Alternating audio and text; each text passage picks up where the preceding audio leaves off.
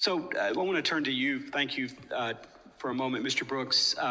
If you were king for a day and you were going to tell us, here's what you need to do to structure the regulatory framework, in a minute and 39 seconds, tell us what that would look like. I mean, I can barely introduce myself in a minute and 39 seconds, Congressman. I come back to the concept of parity. I don't know why we believe that incumbent institutions are risk-free and anything new is highly risky. So if I have a platform built on a blockchain that is doing lending, I don't know why it's so hard for us to say that can participate in our banking system. If I decide that XRP is a security, why won't we let it list on a US exchange? The problem is we treat crypto assets differently from all other assets.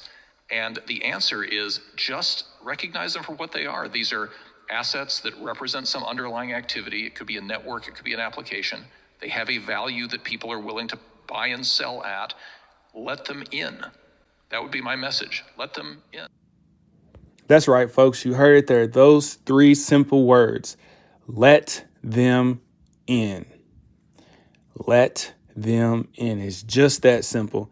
Hey, everybody. Welcome back to my channel. If you haven't done so already, make sure you hit the like and the subscribe button and click that notification bell so you'll be notified any and every time I post another video. But yeah, Brian Brooks pretty much summed up two issues: whether or not XRP is a security and whether or not the U.S. is ready for a Bitcoin ETF. Those three words was let them in. That's all you got to do.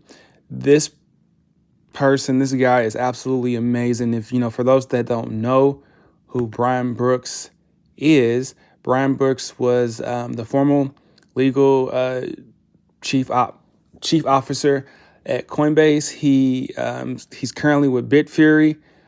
He also was the former CEO at Binance US and also the former comptroller of the US. He is absolutely amazing. He answered all the questions that he needed to appropriately yesterday. And the U.S. is actually behind. And then this article finally comes out, he actually mentions it. But this article goes off by saying the U.S. is unquestionably behind the curve on crypto ETFs, says Brian Brooks. And then he also goes by saying Brian Brooks proposed to regulators to treat crypto in much the same way as traditional financial institutions rather than creating an entirely new body to create single framework for digital assets. He also goes off by saying, and it's crazy because during this live talk about digital assets yesterday, the word XRP was mentioned several times. And I remember back even just a few years ago that the word XRP was barely mentioned. It was like the name, it was like the elephant in the room. Everybody wanted to talk about XRP, but they could not. And now it's like they're finally talking about it. It's like, oh, okay, so now it's okay. Now that there's a lawsuit going on. No, this lawsuit is going to be over. And like I made a tweet about it. And my handle is TV with Trey, if y'all didn't know. But I made a tweet saying breaking. The only thing clear about the SEC is that they have unclear crypto regulations. And it's true. And I put Ripple in Game 5, hashtag crypto finals. Because, but you just got to think, like, at some point, this lawsuit is going to be over. And at some point, somebody in Congress is going to say, okay, enough is enough. We need to write something up and get it squared away. But right now, the U.S. is behind. The Bitfury CEO and former acting comptroller of the currency, Brian Brooks, has also mentioned that the environment in the United States could drive many crypto firms outside the country, which is true. At one point, Ripple was actually going to leave the country and just start doing business out in, Japan, and has already stemmed companies attempting to offer a variety of financial products. Speaking this past Wednesday at a hearing on digital assets and the future of finance with the House of Committee on Financial Services, Congressman Ted Budd said he feared the current policy of regulation by enforcement in the U.S. could force the next generation of financial tech to be created outside of our country. Speaking on behalf of Bitfury, Brooks said, this is truly going to happen. I mean, it's happening now, but Ripple has decided to actually stay in the U.S. and fight until the end. Do I think a settlement is underway? Yes, I do. But Brad Garling has already said that the only way that they would settle is if they have clear, concise, and clarity that XRP is not a security. So that way, the markets, can actually be driven the way they're supposed to be, that the token can be used as a utility token and cross-border payments like it's supposed to be. XRP is a beast. I've been telling people about XRP since 2017. I do believe it is going to go well. It has a lot of liquidity, utility, and mass adoption. Those three key words that I always am going to continue to say about a token. It's huge. It's starting to become a household name. I wouldn't necessarily say it's a banker's coin, but people hate banker's coin. But what people got to understand is banks are going to be around until the end of time. You have to learn how to, have partnerships with the bank, because if you don't have a partnership with the bank, then the token may end up failing. I'm not saying it will, but it definitely helps if the bank has the backing, if the bank is given approval and the bank is, saying, okay, we trust XRP. And there's a lot of patents and copyrights that's saying that they're going to be utilizing XRP. It's just once this lawsuit's over, it will be insane. But Brooks said there are so many products that are legal in other countries and are just not legal here, said Brooks. One of the things that makes crypto risky is that consumers may not understand the difference between one token and another token. So they may want to diversify. We don't allow that in the United States. We do allow it in Canada. We allow it in Germany, Singapore, Portugal, and a number of other places, he says. There was also a quote from Brian Brooks that also said, if you're a developer of an exchange-traded funds, there's no fuzzy line. It's super clear. You cannot do that here. So you have to go abroad. So my thing is, this has been going on. It's been going on a lot. We are going to lose our footing. We are going to eventually just lose. But it's just, we got to do something. And Brian Brooks placed his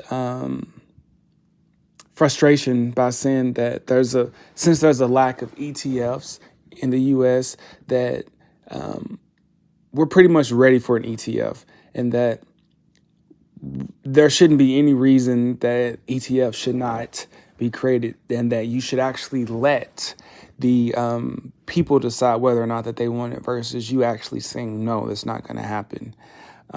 It's just annoying. It really is annoying. And that the former head also suggested that the lack of approval of crypto investment products was more of a result of the United States' fragmented approach to regulation. And given the number of bodies overseeing banks, finances, and now digital asset, Brooke proposed a solution in which traditional financial institutions would be treated in much the same way. And I agree with him. They should be treated the same way. Bitcoin should be treated. It's been around for over a decade now. I mean, it's not going anywhere. It's stable. Even though it's volatile, sometimes it's still one of the actual cryptocurrencies that has been stable throughout the entire time, along with XRP. So in the words of Brian Brooks, he just actually settled the lawsuit without actually settling the lawsuit. And that's just let them in. Let us in for XRP. Let us in. Don't stifle innovation, because the SEC is known to stifle innovation when they don't even need to stifle innovation. And for the Bitcoin ETF, just let us in. And moving on, finally, one of the things that was just actually announced when I think this was announced, this was either announced before the interview or after. I don't really remember, but it was about 18 hours ago. But here, Ripple actually made a tweet saying, we're continuing to engage with central banks globally on technical and policy issues related to CBDCs. One such project includes supporting the design of implementation of the digital pound in the UK with Digital Pound Foundation.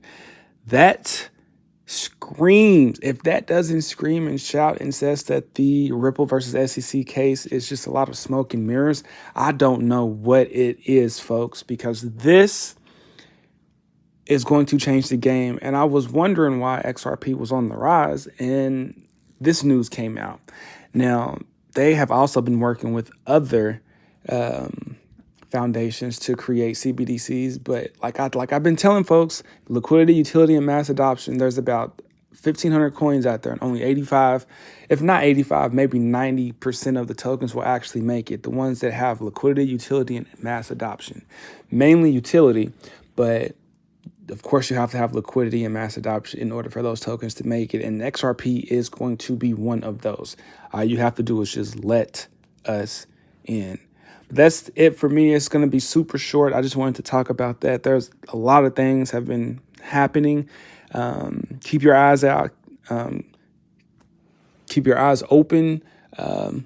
Keep your ears open and ready to listen. Clear them ears out because things are going to be happening quickly. This is going to be towards the end of the year. It could be a settlement. This thing could ride all the way to April. Hopefully it doesn't. But people are starting to, get moving. But that's it. I'm going to go over to the prices. I'm going to let you go. Currently, we have a market cap of 2.3 trillion. We also have, let me see what, the market's finally picking up. We also have Bitcoin at 49,215, Ethereum at 4,304, Binance Coin at $590, Solana at $187. We got we got Cardano at $1.35. We got XRP at 89 cents. It was at 90 cents earlier today. We got Polkadot at $28.50. Luna at $70.89. Dogecoin at 17 cents. Avalanche at $89.64. Shiba Inu under a penny. But that will do it for me, everybody. Make sure you hit the like and the subscribe button. If you haven't watched my recent video that I did yesterday, it should be popping up somewhere around here now. As always, stay focused, stay locked in. Peace.